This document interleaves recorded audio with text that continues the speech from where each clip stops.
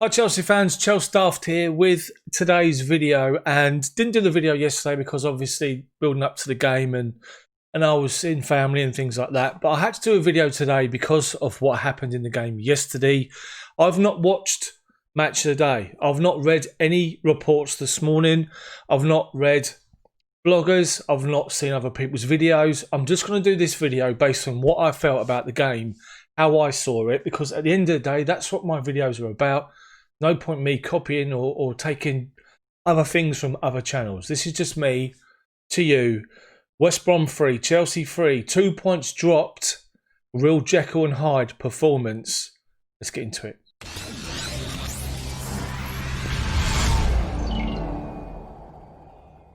So what can you say about the game? And the overriding just feeling is Jekyll and Hyde. So frustrating. So frustrating.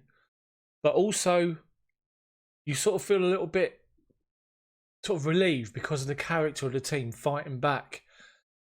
Now, the thing is I'm seeing all this thing on social media. Frank Lampard out, Lampard this, Lampard that. Don't be so stupid. Don't be silly. Let's be realistic here. We're early into the season. We've got Christian Pulisic, Hakim Ziyech, Ben Chilwell, all to come in. Let's just calm down a minute. Now, to the game. And you can sit and prepare for a few days like we did after the League Cup game against Barnsley. And you prepare for West Brom and what they're going to throw at you, how they're going to cope with us, how they're going to defend, what we need to do, and what we need to do to make sure we can expose their weaknesses. You can drill that into players as much as possible so they're as prepared as they can be when they cross that line. But when they cross that line on the pitch, it's down to them. As a manager, all you can do is encourage, try and organise, try and give them direction from the sideline. But what they do with the ball at their feet is down to them. Or what they do with the ball in the air with their head is down to them as well. You cannot account for any individual areas and errors that are so big that just you get punished by it. And I keep saying this about the Premier League, and it includes the teams that come up, that are promoted from the Championship. Teams that come up now, with the investment and the opportunities they've got to buy in the summer ahead of playing in the Premier League, the quality of teams that have come up to those that come up 10, 15 years ago has gone from here up to here. You must earn every single point that you get in the Premier League. And you don't get anything just for nothing. You don't get any buys, any givens, any easy games. Think, first game of the season, Brighton gave us a good game. They're a good side. Look at yesterday. They lost with a penalty awarded after the final whistle. They hit the woodwork 5 times against Man U. They lost 3-2. Should have beaten Man U. Deserved to beat Man U. They're a good team. West Brom are a good, decent, hard-working team. And all they were looking for is to capitalise on mistakes, some set-piece movements maybe. And you give it to them on a plate. Marcus Alonso, called out by Frank Lampard in the Sky interview straight after the game. But then he sort of refused to do that in other interviews that I saw on social media, sort of an hour or so after the game yesterday. I don't know what he thinks he's doing with the header, where he just heads the ball back into the middle of midfield, where just clear it down the line or go back to the goalkeeper or go back to the centre-half who's dropping off. He must have seen Kovacic or something and tried to head it back into him and then just gave it straight to West Brom. And in one pass, the forwards in the channel between our right back, James, and the centre-half, and drills it through James's legs. Caballero can't get there, we're 1-0 down. And then, Thiago Silva, bless him, he has a moment which is classic Gerard Demba. Exactly the same thing happened. Took his eye off the ball, miscontrolled it, didn't slip and fall over. He actually dived into a challenge, but the West Brom striker was away and got his second goal. Good finish. And we find ourselves 2 down. So you're 2-0 down with errors that you can't account for, that you just don't expect to be made, but they've been made. So you try to regroup and go again. And to Chelsea's credit, we created 2 or 3 decent chances. with the best one being, I think there was a save from Havertz where the goalkeeper pushed it wide, but the best one was Werner, who hit it on the volley and it hit the crossbar and went over. Those two go in, it's 2-2, or at least 2-1, because the Werner opportunity was a good opportunity. It's no disrespect to him, we're not criticising him. It come at him quite quickly from out of height. There was nothing else he could do. Good connection off the crossbar. So you're thinking, right, just get yourselves together and go again. But what you can account for, individual mistakes are different. What you can account for is organisation at set pieces. Let's be honest, every time we've got a set piece against us where the opposition's got an opportunity to fire that ball into the box, we literally are head in hands, absolutely dreading it. And that's just the way it is. Until there's an organisation there, until there's talkers there, until everyone knows their proper roles in a settled team and a settled defensive unit, it's going to be like that. But you can't afford to switch off, and we switched off twice. Cross comes over, classic corner routine. Someone goes to challenge the near post to try and get a flick on or header on goal. It's flicked on. We switch off at the back post. The centre half, who's unmarked, just side foots the ball casually into the bottom corner, and we find ourselves 3-0 down. And you had to credit West Brom. 3 chances, and they took all of them. And fair play to West Brom. They're a good, hard-working team, and credit to Slaven Bilic. You just hope that Conor Gallagher is going to get quite a good run there over at West Brom, and I think he will. So we find ourselves 3 down. I'm pleased to see Frank Lampard is livid on the sidelines like the rest of us. All of us shocked, fuming, don't know what to think, don't know how to feel. Because you know that it's just these individual mistakes that's cost us.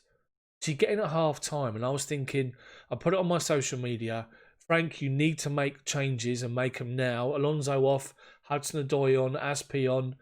And I actually think I put something along the lines of, I can't think who else I said to go off. Maybe Havertz. Havertz was influential at times. Don't get me wrong. His little movement and the 1-2 with Callum Hudson-Odoi for Hudson-Odoi's goal. Our second was a great moment. Mason Mount was everywhere. So you're thinking, right, now go Chelsea. And it was obvious it was going to be Chelsea dominating, as we had done for the most part in the first half. Could we get those goals back? Mason Mount, who was absolutely everywhere, got the first. Brilliant goal. From distance, goalkeeper doesn't expect it that early, beats the keeper, we're back to 3-1. 15-minute periods. When you're 3 down, you're thinking, right, need 3 goals. Need a goal the first 15, need a goal the second 15, need a goal the final 15, and we got all 3. Second goal, as I said, Hudson-Odoi did very well when he come on. I wanted to see him drive a bit more towards the byline, take people on a bit more rather than keep coming inside, because after a while you can just see what he's going to do and you can try and prevent it. But he took his goal fantastically well. Great move with Kai Havertz. Plays the ball into him. Havertz lays it off on a plate. Brilliant first time finish. Hudson-Odoi, that's 3-2. And then it sort of seemed as though we just went hell-bent for leather. Everyone, it's like Arsene Wenger-esque. Let's just throw loads of people on. And at one point, the 6 people we had in attacking areas was Mason Mount, Kai Havertz, Giroud, Werner, Tammy Abraham, Callum Hudson-Odoi. 6 players in the attacking areas with Aspi, Andreas Christensen, who was outstanding on the day, Reece James and N'Golo Conte, who was also outstanding. For me, that game, 3 players stood out. Christensen, Conte, Mason Mount. But for me, man of the match was Mason Mount. He gave it everything. He was tackling back, winning balls. He was playing balls in. He was always busy. He was always closing people down. As I say, Christensen, excellent game for him after the Liverpool game. Conte, everywhere as you expect. And our persistence paid off with the 3rd goal. Late on, Tammy playing from the right-hand side because Giroud's in the middle and Werner's on the left or whatever they were trying to do. Shot comes in from Mount. Goalkeeper parries it. Tammy follows up, slots it home. There's conjecture about if it's handball with Havertz. We'll take it. The thing is you look at that game and you sit and think, got ourselves out of jail there. Should never have been in that position in the first place. But the character shown by the players to not give up the fight and to keep going and going and going is good to see. You're going to take these bumps along the road. But last season, 3-0 down away at West Brom, I couldn't see Chelsea getting back to 3-3. And to think, your two probably most influential wingers in Pulisic and Havertz, and Ziyech are not even playing. So to get back and to get 3-3 was great. We should never have been in that position in the first place. I doubt you're going to see Marcos Alonso for a long time. I think he did himself no favours whatsoever. As soon as Chilwell can get himself in and playing, he'll be there week in, week out. Thiago Silva, Frank said after the game, we'll give him that mistake. Very rarely for him to make a mistake. But to his credit, after that mistake, he just dusted himself off and then played well. That's his experience for you. He probably found it a bit surprising that he come off, but obviously there's still match fitness to be there because he'd never come off anyway. But it was the right decision. We made the 3 at the back. It worked. We got ourselves a 3-3. But the overall feeling is it's 2 points dropped. And you just can't afford these individual errors. I think for me, the main thing that we need to do at the moment for Frank is we know what we're like going forward. We know we've got so much ability, so much quality when everyone's fit in that attacking area. 2 things for me about this team.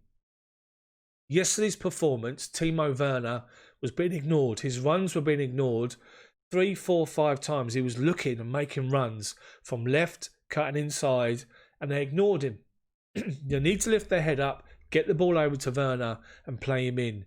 Because when you start doing that and he becomes effective and he runs onto it, scores or tees it up for somebody else, the opposition are going to get worried about that and they're going to find themselves dropping a little bit deeper than they currently are against us. They're quite high up at times. When the defence is expecting Werner or they're trying to protect themselves against the running behind from Werner and they drop deeper, it's going to give us more space. So we need to start doing that.